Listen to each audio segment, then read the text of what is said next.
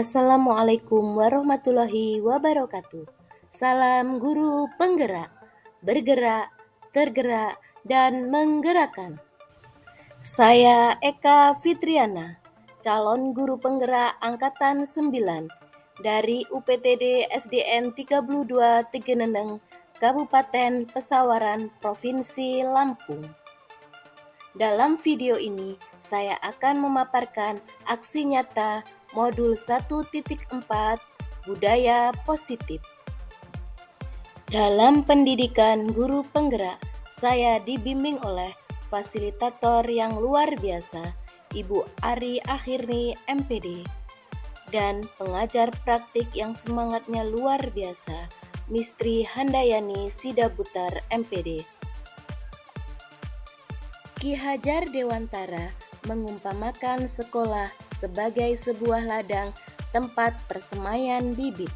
Agar bibit bisa berkembang secara maksimal, maka petani dapat memperbaiki kondisi tanah, memelihara bibit tanaman, memberi pupuk dan air, membasmi ulat-ulat atau jamur-jamur yang mengganggu hidup bibit tanaman dan lain sebagainya.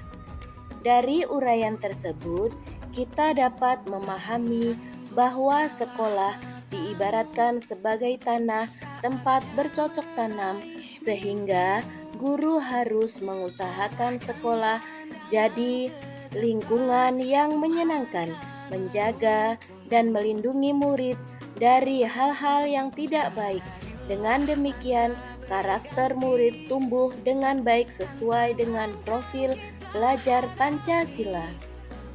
Aksi nyata budaya positif ini bertujuan menumbuhkan budaya positif di sekolah dengan meyakini nilai-nilai kebajikan universal serta menciptakan murid yang merdeka dan mempunyai disiplin kuat sesuai profil belajar Pancasila.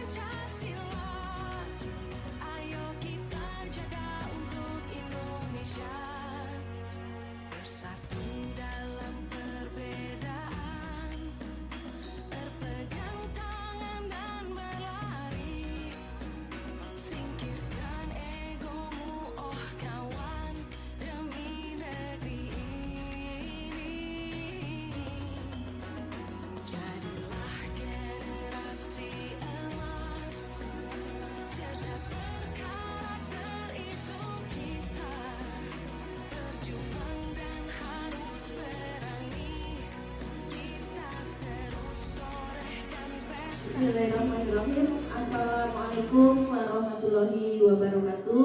Waalaikumsalam warahmatullahi wabarakatuh. Tabib pun. Ya Bun. Alhamdulillahirabbil alamin wa bihi nasta'in wa ala umuri dunya wa din. Sayyidina Muhammadin wa ala alihi wa sahbihi ajma'in. Amma ba'du. Yang terhormat Ibu Kepala Sekolah UPTD SDN 32 Tegeneneng, yang saya hormati Bapak Ibu Dewan Guru UPTD SDN 32 Tegeneneng yang insya Allah dimuliakan Allah Subhanahu wa Ta'ala. Yang pertama, marilah kita panjatkan puji syukur kepada Allah Subhanahu wa Ta'ala yang telah memberikan kenikmatan kita sehingga kita dapat berkumpul di kantor UPTD SDN 32 Tegeneneng dalam adalah penyebaran pemahaman dan penerapan pengalaman budaya positif Bapak Ibu. Sholawat teriring salam tak lupa kita curahkan kepada suri tauladan kita Nabi Muhammad SAW. Baiklah, langsung saja Bapak Ibu Dewan Guru. Di sini saya mendapatkan tugas untuk diseminasi atau penyebaran atau menyebarkan pemahaman dan penerapan pengalaman budaya positif ya Bapak Ibu. Di sini bukan saya menggurui, karena saya yakin Bapak Ibu guru semua di sini lebih hebat dan lebih banyak pengalaman daripada saya. Di sini kita sama-sama saling belajar ya Bapak Ibu. Saya Eka Fitriana SPDI, calon guru penggerak angkatan 9 Kabupaten Pesawaran dari UPTD SDN 32 Pedagang akan melaksanakan definisi atau penyebaran pemahaman dan penerapan pengalaman budaya positif.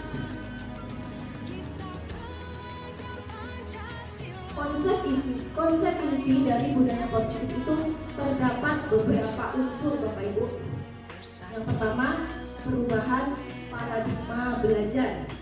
Yang kedua, disiplin positif. Yang ketiga, nilai-nilai kebajikan. Dan yang keempat, kebutuhan dasar manusia. Yang kelima, motivasi perilaku manusia. Yang selanjutnya, posisi kontrol guru, keyakinan kelas, dan segitiga restitusi. Di sini Bapak Ibu semua, adakah yang sudah mengenal dari 8 kalimat di sini? Dan ya, alhamdulillah. Mungkin ada yang masih asing di telinga Bapak Ibu Dewan Guru dari 8 unsur itu? Ada yang masih asing? Segitiga restitusi ya Bapak Ibu. Saya juga mendapatkan pengalaman atau ilmu dari segitiga restitusi ini karena mengikuti pelatihan guru penggerak ini ya Bapak Ibu. Jadi di sini kita sama-sama belajar ya. Selanjutnya Pak, pembelajaran dengan paradigma baru. Pembelajaran dengan paradigma baru merupakan pembelajaran yang dirancang berdasarkan prinsip pembelajaran berdifferensiasi sehingga para siswa belajar sesuai kebutuhannya berdasarkan tahap perkembangannya sesuai teori psikologi modern untuk mewujudkan profil pelajar Pancasila. Sudah ini dengan profil pelajar Pancasila asing atau sudah paham? Alhamdulillah sudah semua ya. Jadi dalam profil pelajar Pancasila itu terdapat berapa unsur Bapak Ibu? 6 ya. Yang pertama apa Bu? Yang pertama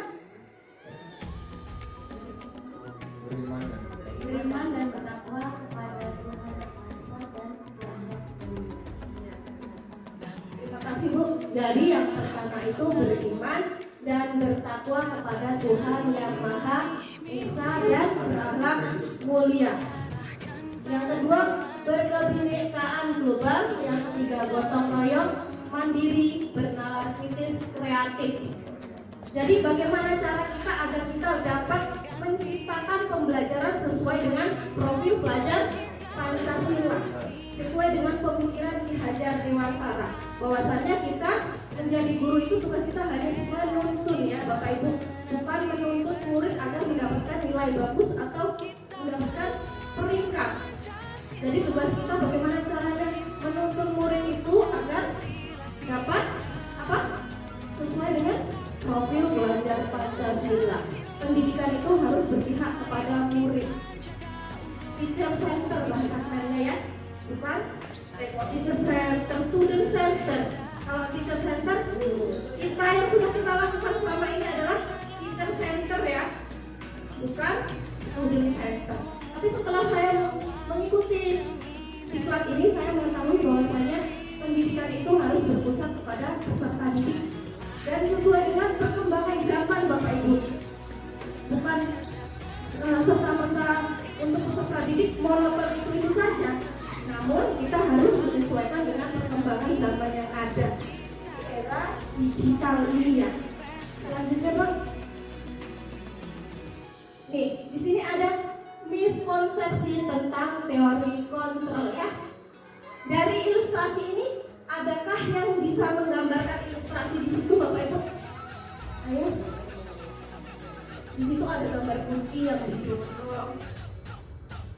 Bagaimana? Ayo, Bapak Ibu.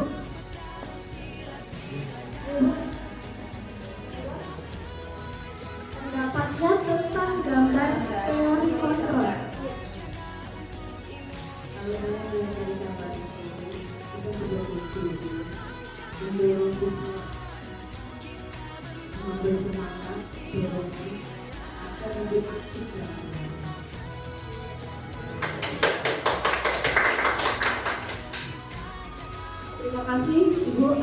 agamanya.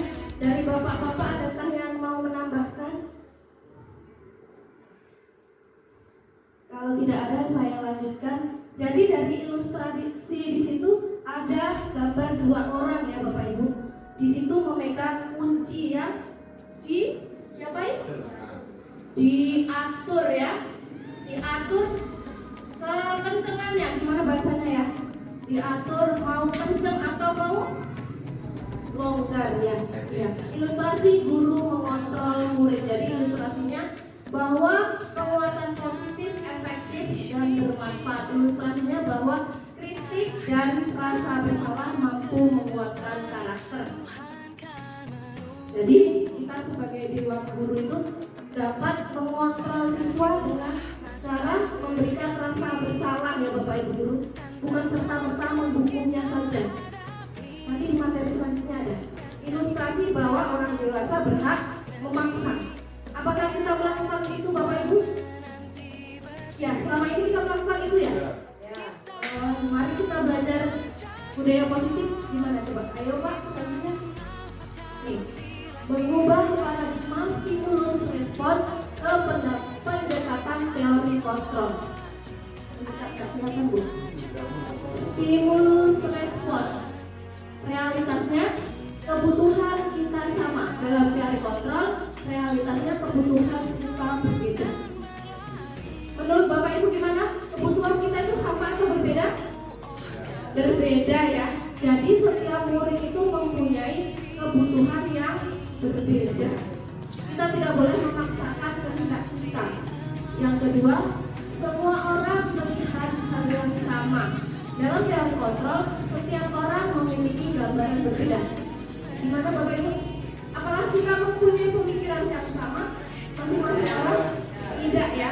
Jadi kita itu mempunyai pemikiran atau gambaran yang berbeda terhadap suatu masalah ataupun suatu keadaan ya. Yang ketiga, kita mencoba mengubah orang agar berpandangan sama dengan kita. Apa kita melakukan itu Bapak Ibu? Kita mengontrol orang. Kamu harus sama pemikirannya dengan saya. Pendapatmu harus sama dengan saya. Tidak ya, alhamdulillah tidak. Dalam teori kontrol, kita berusaha memahami pandangan orang tentang dunia. Jadi, kita tidak boleh memaksakan orang untuk pandangan saya itu begini. Pandangan kamu salah, jadi kamu harus mengikut saya. Tidak boleh begitu Bapak Ibu. Kita harus personifikasi ya. Dan kita harus berusaha memahami pandangan orang lain tentang dunia, bukan kita yang harus dipahami tak dipahami ya. Selanjutnya kita mencoba perilaku buruk dilihat sebagai suatu kesalahan. Dimana kalau ada murid yang tidak memakai atribut, apakah kita melihat itu perilaku yang buruk, Bapak Ibu? Tidak. Ya, dalam teori kontrol, semua perilaku itu memiliki tujuan ataupun alasan. Jadi kita harus bertanya dulu kepada murid, mengapa ia tidak memakai atribut. Jangan langsung menghakiminya ya. Selanjutnya, orang lain bisa mengontrol saya. Dalam teori kontrol, hanya Anda yang bisa mengontrol diri Anda. Selama ini kita hidup dikontrol orang lain tidak? Iya. Karena kita harus nurut sama pemerintah mungkin ya. Kita sebagai bawahan ataupun lain sebagainya. Jadi kita itu sebagai manusia harus mempunyai kontrol diri sendiri, bisa mengontrol perilaku kita sesuai keyakinan kita. Kita harus memiliki kemandirian dan kepribadian untuk diri sendiri ya, bukan orang lain yang mengontrol kita. Selanjutnya, saya bisa mengontrol orang lain. Bapak Ibu semua bisa mengontrol orang lain? Bisa. Mungkin anak murid ya yang dikontrol. Tapi dalam teori kontrol, Anda tidak bisa mengontrol orang lain. Kita tidak boleh mengontrol orang lain. Selanjutnya, pemaksaan ada pada saat bukan gagal. Adakah yang seperti itu Bapak Ibu? Apa kita sudah melakukan seperti itu? Kalau murid tidak mau mengerjakan tugas itu, apakah sesudah kita membujuk, ayo nak kerjakan tugasnya, terus murid itu tidak mau mengerjakan, apa yang akan kita lakukan? Memaksa, ya kan? Kalau murid sudah tidak mau, kita memaksa. Ternyata dalam teori kontrol, kita memerlukan kolaborasi dan konsensus menciptakan pilihan-pilihan baru. Jadi kita harus menciptakan hal-hal baru, pilihan baru. Bagaimana caranya agar anak tersebut mau mengerjakan tugas tanpa kita memaksanya, begitu ya. Selanjutnya, model berpikir menang kalah. Model berpikir menang-menang dalam teori kontrol. Jadi kita harus memiliki sifat yang optimis. Selanjutnya Pak, nah ini disiplin. Ya, disiplin positif. Disiplin berasal dari kata disiplina yang artinya belajar. Disiplin mengacu pada disiplin diri yang memiliki tanggung jawab terhadap apa yang dilakukannya berdasarkan nilai-nilai yang diyakini. Disiplin positif merupakan salah satu cara penerapan disiplin yang bertujuan untuk menumbuhkan kesadaran serta memberdayakan siswa tanpa imbalan penghargaan ataupun reward, ancaman atau hukuman. Sebagai pendidik, tujuan kita adalah menciptakan siswa yang memiliki disiplin diri sehingga mereka berperilaku mengacu kepada nilai-nilai kebajikan universal dan memiliki motivasi intrinsik dalam perubahan perilaku ke arah yang lebih baik. Jadi ada perilaku intrinsik dan ada ekstrinsik. Yang intrinsik dari mana Bapak Ibu? Dari dalam. Yang ekstrinsik dari luar. Di sini ada contoh. Memberikan penghargaan, reward atau ancaman hukuman itu termasuk yang mana? Yang luar atau dalam Bapak Ibu? Dari mana? Dari luar, ya betul sekali. Jadi ketika kita memberikan penghargaan atau reward, siswa akan lebih tertarik untuk mengerjakan tugas ataupun lebih bersemangat untuk mendapatkan nilai yang bagus karena ia akan mendapatkan sebuah reward. Jadi bukan dari dirinya, karena mengharap imbalan begitu. Lalu unsur intrinsik dalam diri itu bagaimana? Di slide selanjutnya Pak. Nilai-nilai kebajikan. Nilai-nilai yang disepakati bersama lepas dari suku bangsa, agama, bahasa maupun latar belakangnya. Di sini ada profil pelajar Pancasila. Tadi sudah kita bacakan bersama ya. Yang ada 6, ada beriman, bertakwa, berakhlakul karimah, berkebinekaan global, gotong royong, mandiri, kreatif, dan bernalar kritis. Menurut Ibu Primary Years Program atau PYP, toleransi, rasa hormat, integritas, mandiri, menghargai, antusias, empati, keingintahuan, aktivitas, kerjasama, percaya diri, dan komitmen. Selanjutnya, keterampilan atau life skill dapat dipercaya, lurus hati, mendengar yang baik, tidak merendahkan orang lain, dan memberikan yang terbaik dari diri. Masih semangat Bapak Ibu? Alhamdulillah, kita ice breaking sebentar ya, tepuk semangat ya. Bu, dipimpin Bu. Tepuk semangat. Semangat. Sekali lagi ya. Ayo, pimpin dulu. Beda-beda ya Bu ya. Sekali lagi ya, sama-sama. Tepuk semangat.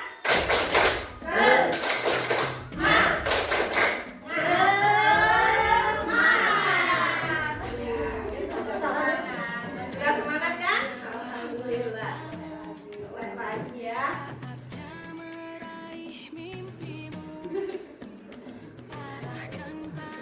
Kebutuhan dasar manusia. Kebutuhan dasar manusia adalah segala sesuatu yang kita lakukan untuk mendapatkan apa yang kita inginkan.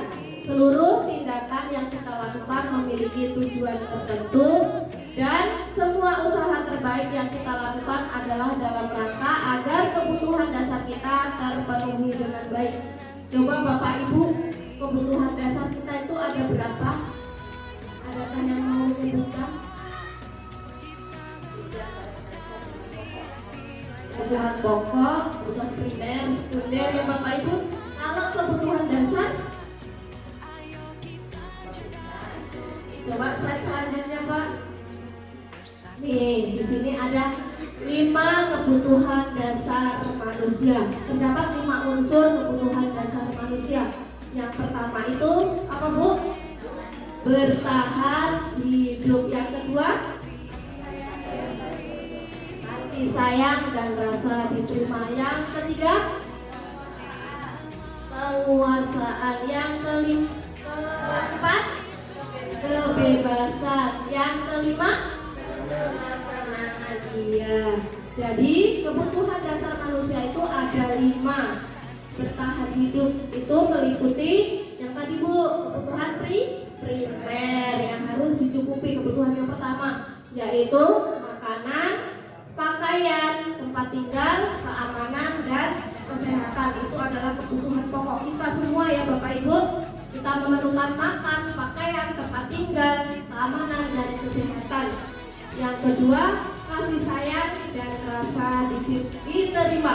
Itu meliputi rasa diterima, dipedulikan, berbagi, kerjasama, menjadi bagian dalam suatu kelompok.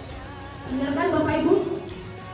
Kita membutuhkan rasa kasih sayang serta rasa diterima atau dipedulikan. Bagaimana kalau kita punya sesuatu ide atau gagasan terus kita tidak diterima? Gimana perasaan kita? Kecewa. Makanya itu adalah suatu kebutuhan dasar kita. Yang ketiga, penguasaan itu meliputi harga diri, keinginan untuk dianggap, memimpin, berprestasi, diakui, dan didengar.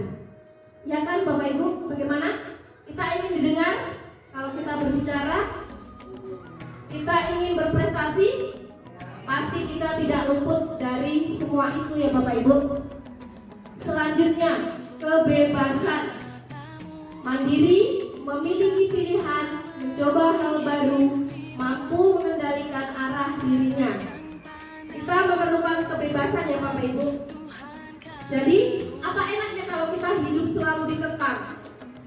Misalnya kita diikat, di penjara. Tidak kan? Tidak enak. Makanya kita mempunyai kebebasan untuk memiliki pilihan, mencoba hal baru, mengendalikan diri kita. Selanjutnya, kesenangan. Butuh tidak kita kesenangan? Sangat butuh ya Bapak Ibu, demi kesehatan mental jiwa raga kita seperti ini.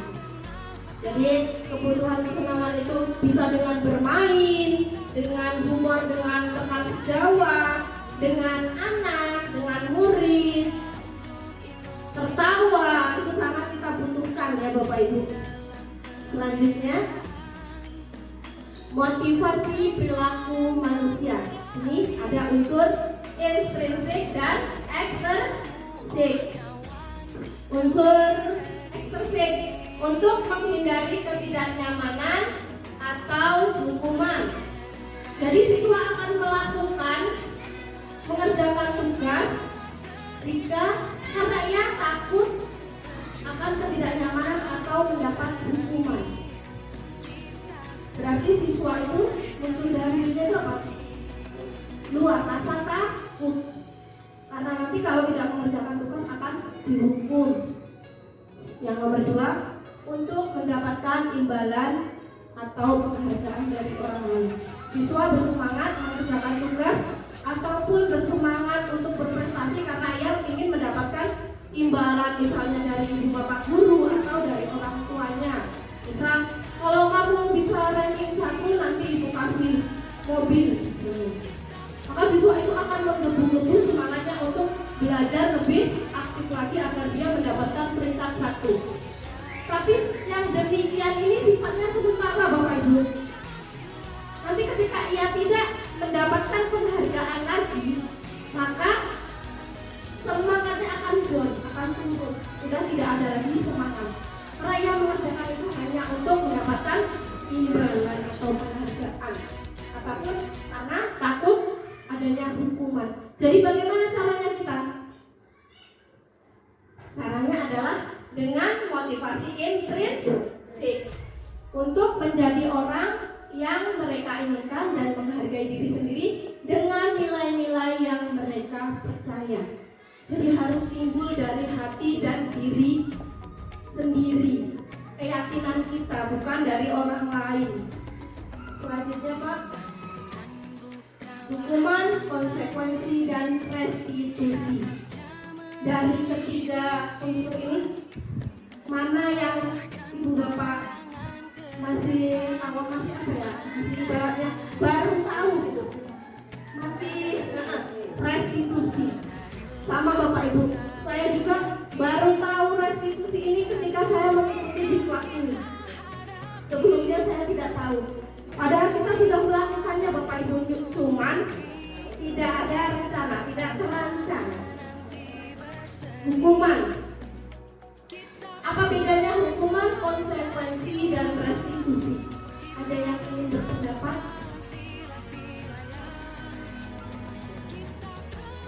Bedanya apa? Ya Pak?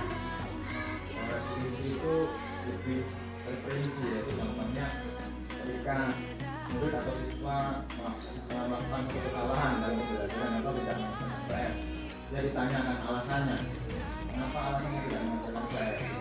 Jadi dalam restitusi itu tidak langsung ada hanya hukuman, tidak ada hukuman. Iya.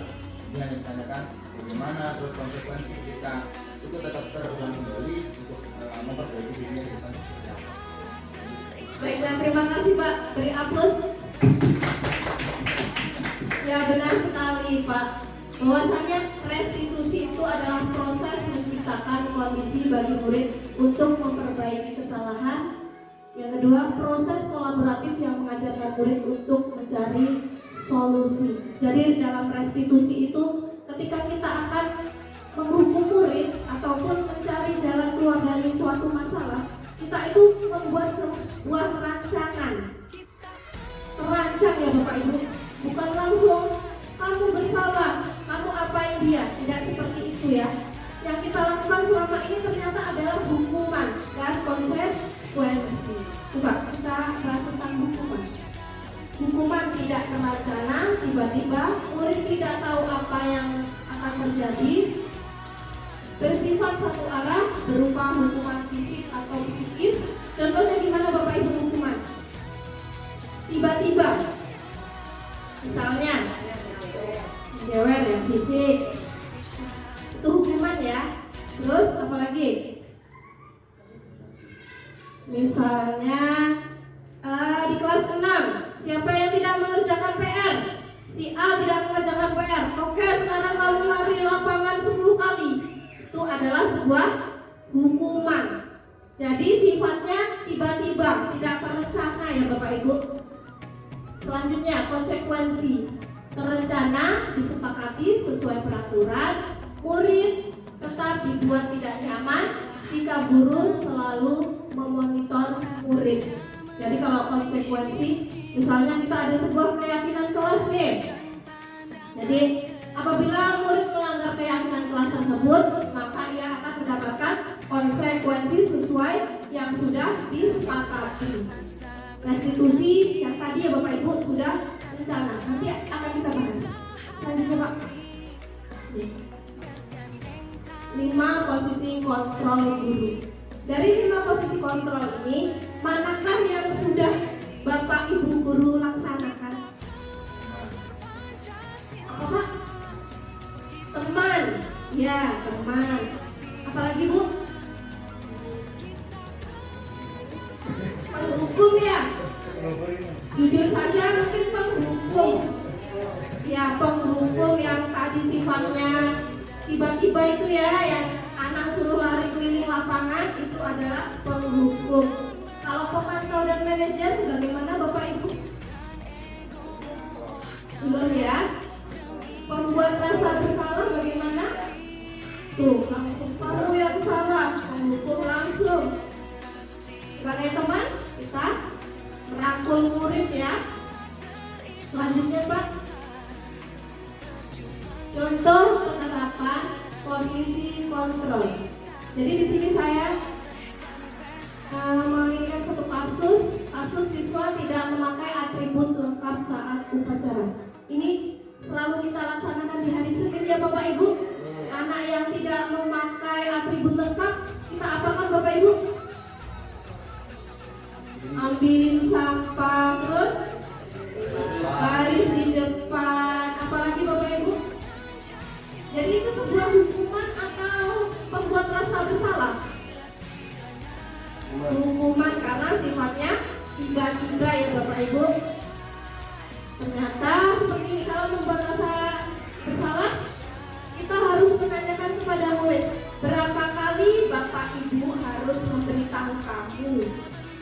Kamu selalu mengecewakan Bapak Ibu. Jadi kita menimbulkan rasa bersalah kepada anak tersebut agar anak tersebut sadar akan kesalahannya tanpa kita melakukan hukuman. Begitu Bapak Ibu. Selanjutnya Pak, contoh penerapan posisi kontrol. Ini yang tadi ya Pak ya. Kasusnya masih sama, kasus siswa tidak memakai atribut lengkap saat upacara. Bagaimana caranya kalau kita sebagai teman, posisi kontrol kita sebagai teman? Kita mengajak murid ya, ini misalnya, ayo dong ikut aturan sekolah, tolong bantu Bapak Ibu guru ya. Sekali ini, ya sudah, tidak apa-apa, lain kali jangan sampai berbuat seperti ini lagi. Jadi posisikan diri kita sebagai teman kepada siswa agar siswa tersebut merasa nyaman dan mau mematuhi peraturan. Pemantau, kalau kita sebagai pemantau bagaimana? Langsung dor atau bagaimana? Kamu sudah melanggar peraturan sekolah, kamu tahu konsekuensinya? Setelah upacara, atributnya dikoperasi dan jangan diulangi lagi. Jadi dari sekolah memberikan atribut. Sudah pernah kita lakukan ya Bapak Ibu, namun kita tidak tahu posisi kontrol kita itu sebagai teman atau pemantau ya. Benar? Ya kan? Kita sudah sebagai pemantau, namun kita tidak tahu posisi kontrol yang kita gunakan itu apa sebenarnya gitu. Tidak berasa. Selanjutnya Pak, contoh penerapan posisi kontrol, kasusnya masih sama. Kalau kita sebagai manajer bagaimana? Apakah kamu tahu kesalahanmu? Kira-kira bagaimana kamu memperbaiki kesalahanmu? Jadi sebagai manajer kita harus bertanya dulu kepada siswa, mengklarifikasi, memvalidasi kesalahan tersebut. Apakah kamu tahu kesalahanmu nak? Misalnya siswa tersebut tahu Bu. Kira-kira bagaimana kamu memperbaiki kesalahanmu? Jadi timbulkan rasa bersalah kepada siswa tersebut agar siswa tersebut mau mematuhi peraturan kita ya, peraturan sekolah. Selanjutnya, keyakinan kelas. Mengapa keyakinan kelas? Mengapa bukan peraturan kelas? Gimana Bapak Ibu? Mengapa disebut keyakinan kelas bukan peraturan kelas saja? Apa bedanya keyakinan dengan peraturan?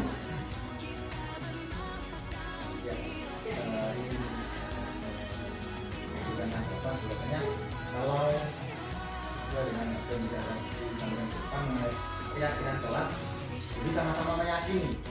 Jadi ketika ada sesuatu yang tidak sesuai dengan keyakinan kelas, berarti diingatkan lagi mengenai keyakinan kelas tersebut. Tetapi beda dengan peraturan kelas. Kalau berbicara dengan peraturan, berarti siapa yang melanggar peraturan otomatis akan hukuman. Jadi lebih jelas kepada keyakinan. kelas. Terima kasih Pak atas tanggapannya, luar biasa. beri aplaus.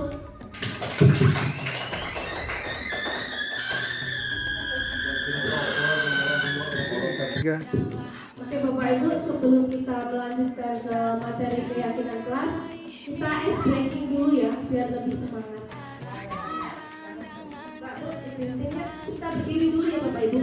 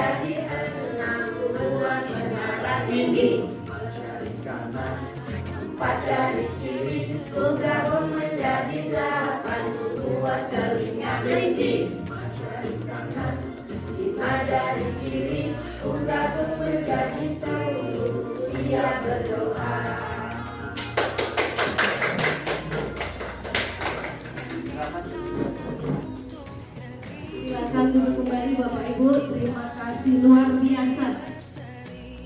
Semangat kan? Semangat pagi. Kalau saya bilang semangat pagi, semangat luar biasa ya. Semangat pagi. Luar biasa. Satu kali lagi ya. Semangat pagi. Semangat. Luar biasa. Alhamdulillah, semangat Bapak Ibu. Lanjut. Pembentukan keyakinan kelas. Pembentukan keyakinan kelas itu yang pertama bersifat abstrak. Yang kedua berupa pernyataan universal. Yang ketiga dibuat dalam pernyataan positif. Sedikit saja agar mudah diingat. 5. Sesuai dengan kondisi kelas dan sekolah sehingga mudah diterapkan. Yang keenam, semua warga sekolah, warga kelas dilibatkan saat membuat keyakinan kelas. Dari sini Bapak Ibu bisa memahami seperti apa keyakinan kelas. Contohnya bersifat abstrak, universal, positif. Bagaimana bahasanya? Kalau kita membuat peraturan tidak boleh buang sampah sembarangan, kalau kita rubah menjadi kalimat positif bagaimana?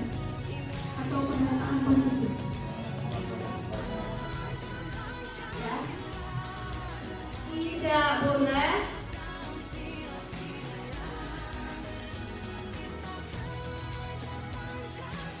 buang sampah sembarangan. Mari kita rubah menjadi kalimat positif yang universal, singkat saja, mudah diingat semua. Buanglah sampah pada tempatnya. Buanglah sampah pada tempatnya. Ada yang lain? Singkat saja Bapak Ibu. Salah. Salah itu slogan kita ya. Apalagi Bapak Ibu? Kalau kita membuat atau membuang sampah sembarangan itu lingkungan kita akan kenapa Bapak Ibu? Kalau sembarangan akan kenapa? Akan kotor. Maka bagaimana cara kita menciptakan kebersihan? Itu baik, bisa. Berarti kalimat positif yang universal, abstrak, yang baku gitu Bapak Ibu. Jadi dalam kalimat positif keyakinan kelas itu tidak ada kata tidak. Semuanya bersifat positif. Tidak boleh buang sampah sembarangan. Jadi menjaga demi apa? Menjaga kebersihan dia. Menjaga kebersihan. Yang nomor satu dan yang nomor dua. Contoh nomor dua. Ada yang ingin berpendapat? Nanti kita terapkan di kelas kita ya Bapak Ibu. Kalimatnya yang biasa kita buat peraturan kelas apa Bapak Ibu? Murid-murid kita tidak boleh ngapain?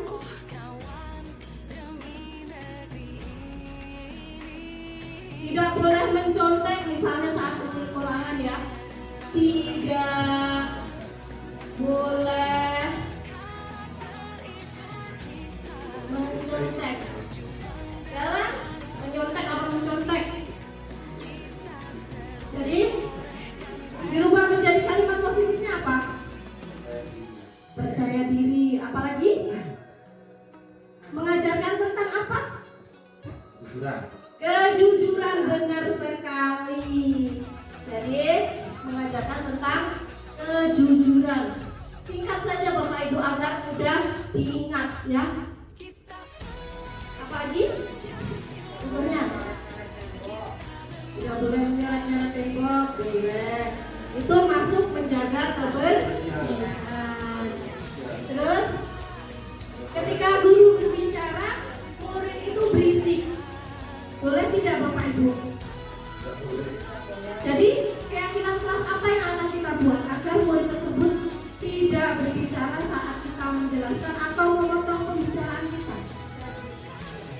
Kedisiplinan, tertib, terus apa lagi? Santun, iya. Temannya santun, saling apa? Saling menghargai, ya benar sekali. Selanjutnya ada lagi peraturan kelas yang kita buat di kelas akan kita rubah menjadi sebuah keyakinan. Apalagi Bapak Ibu? Terlambat, iya terlambat. Kalau tidak boleh terlambat. Jadi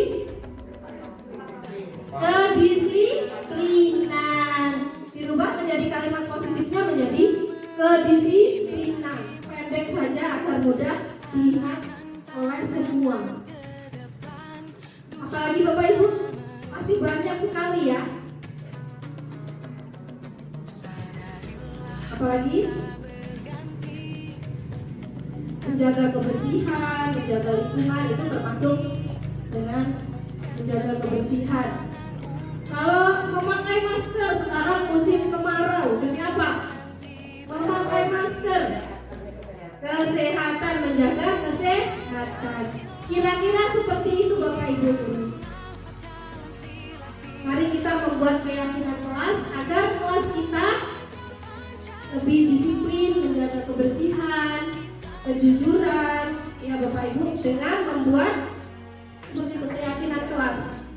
rubah peraturan kelas menjadi sebuah keyakinan kelas yang kita sepakati bersama antara murid, guru, kepala sekolah.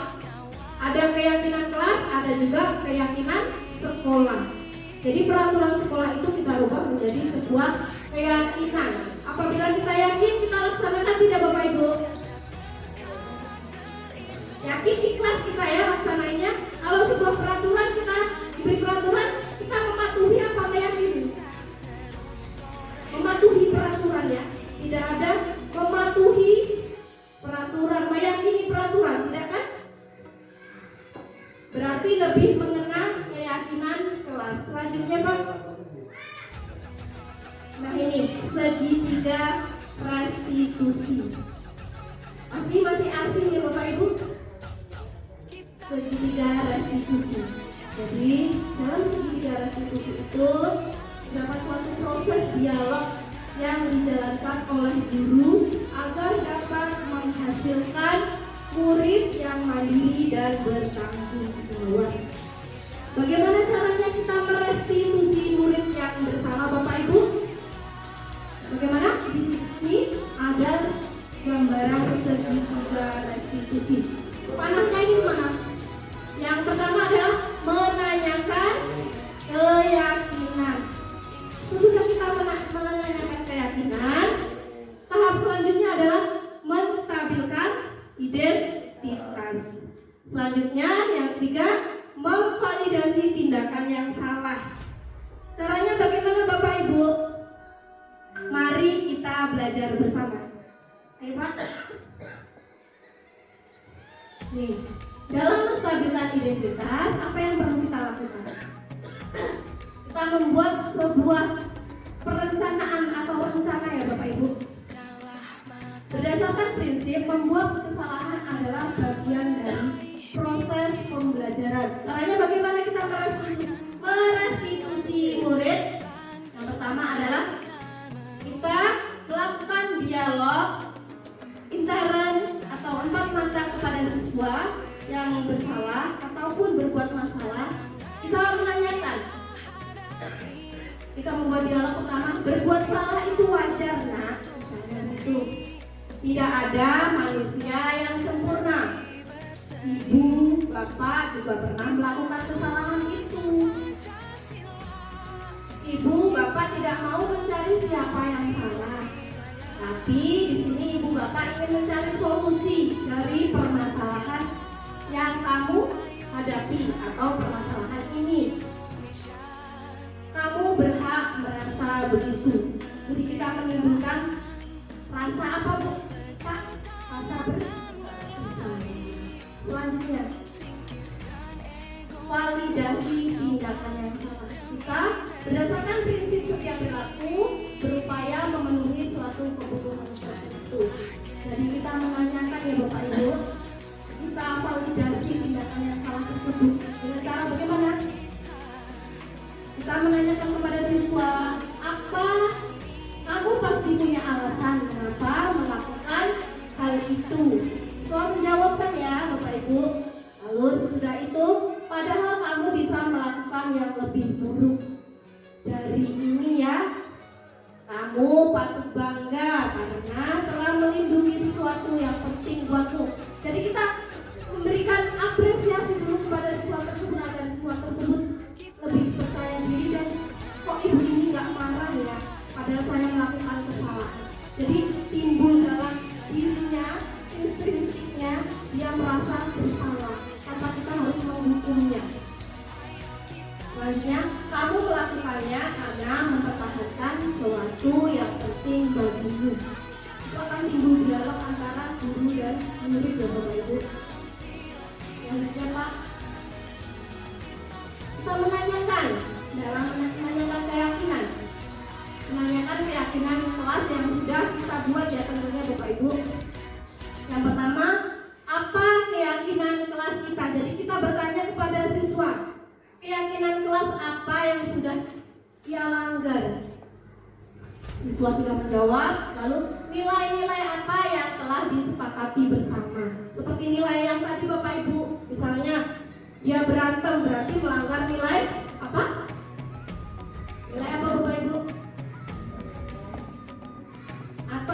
Tetapi dia tidak mengerjakan tugas. Apa? Nilai apa?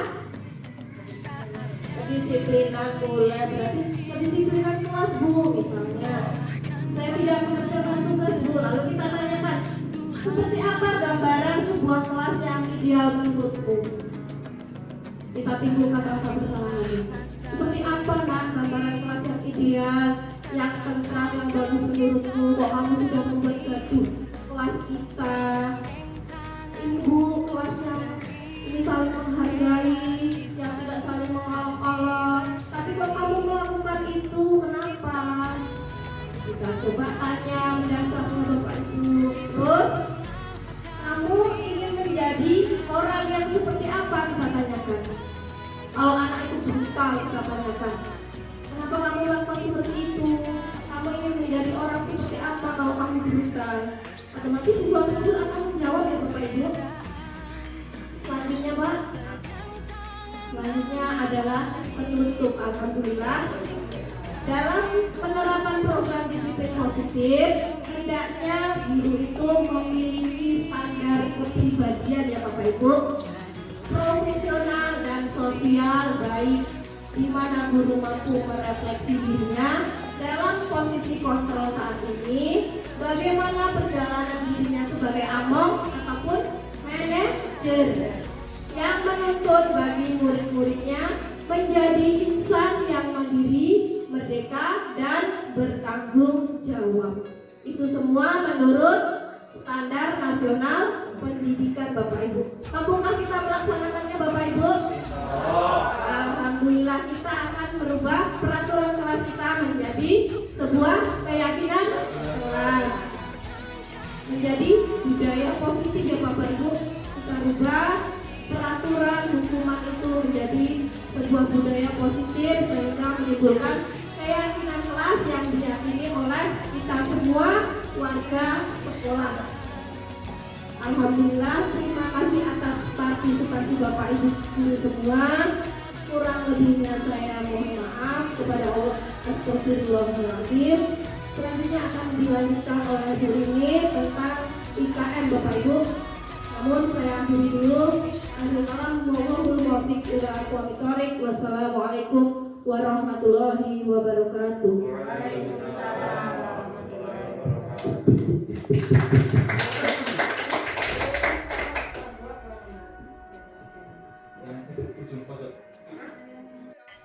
Penerapan segitiga restitusi.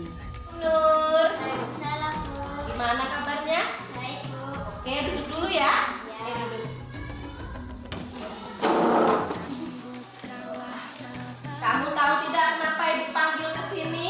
Tahu Bu, ini saya tugasku Bu. Oh iya. Ya benar. Tapi kamu kemarin masuk sekolah kan ya? Iya Bu, tapi saya tidak ikut tugas. Nur, semua orang pernah melakukan kesalahan ya, termasuk Bu Eka, Nur juga dan teman-teman yang lain. Namun setiap tindakan kita pasti ada alasannya ya. Kira-kira mengapa kamu tidak mengumpulkan tugas? Saya capek dan ngantuk Bu, soalnya semalam saya sekolah 3 sampai jam 12. Akhirnya saya saat belajar jadi ngantuk. Jadi kamu suka TikTok ya Nur? Scroll TikTok ya. Baiklah. Kamu masih ingat keyakinan kelas kita Nur? Masih Bu. Kalau masih ingat, kira-kira yang kamu lakukan itu sesuai dengan keyakinan kelas kita tidak? Belum Bu. Belum ya. Keyakinan kelas yang mana Nur? Selalu bertanggung jawab Bu. Selalu bertanggung jawab. Nah, ternyata kamu tahu ya Nak ya. Lalu apakah kamu punya solusi untuk masalahmu ini Nak? Iya Bu, karena saya tidak makan karena tidak tugas. Tugas saya tidak akan itu terlalu larang lagi. Dan yang ketiga saya akan mengerjakan tugas dari mereka dan akan saya kumpulkan besok. Baiklah, jadi Nur berjanji ya Nak ya, bahwasanya kamu akan ngapain tadi Nak? Dia akan mengumpul tugas yang dari Ibu ya, dan tidak akan tidur lagi di kelas. Dari itu kamu harus tidurnya lebih awal ya Nak ya, agar gak ngantuk dan gak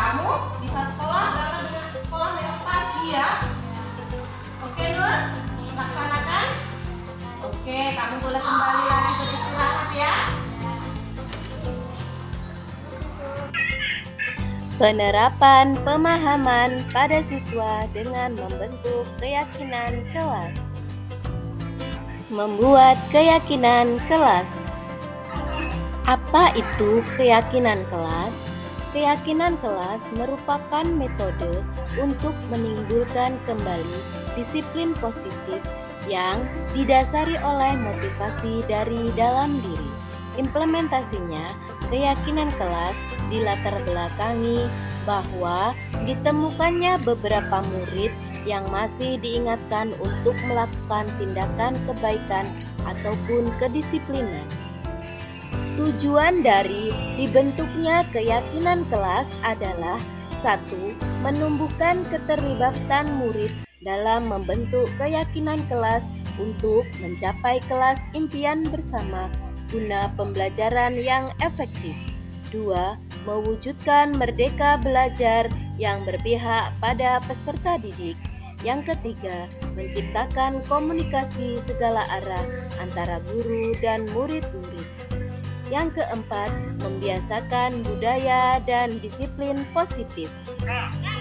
Kriteria pembuatan keyakinan kelas. Adapun hal-hal yang harus diperhatikan dalam membentuk keyakinan kelas adalah sebagai berikut.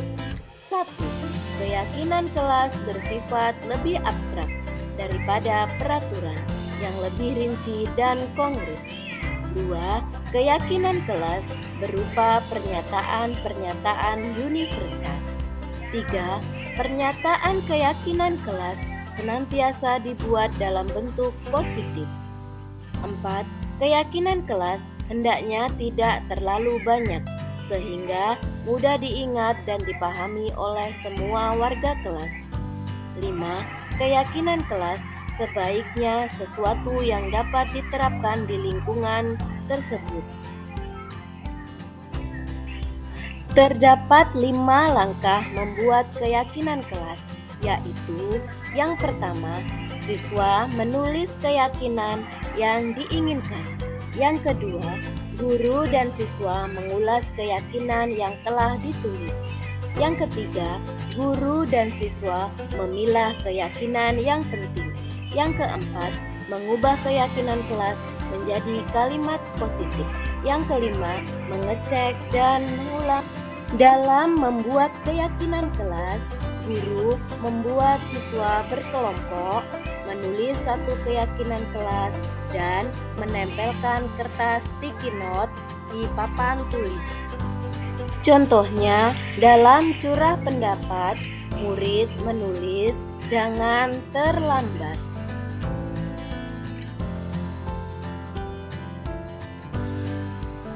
Memilih keyakinan kelas yang penting yaitu "jangan terlambat" dan mengubahnya menjadi kalimat positif yaitu "datang tepat waktu". Dari keyakinan kelas yang dibuat oleh guru dan murid terbentuk 6 keyakinan kelas yaitu 1. Meminta izin ketika keluar kelas. 2. Menjaga kebersihan. 3. Saling menghargai. 4. Saling menghormati. 5. Bertanggung jawab. 6. Berdoa sebelum dan sesudah belajar. Dokumentasi membuat keyakinan kelas.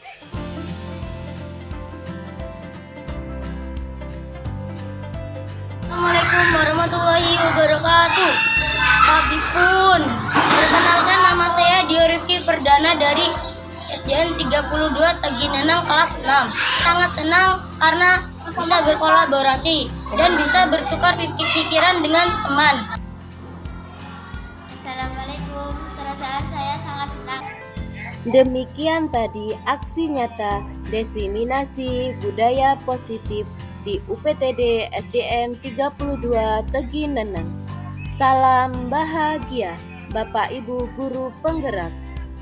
Terima kasih. Wassalamualaikum warahmatullahi wabarakatuh.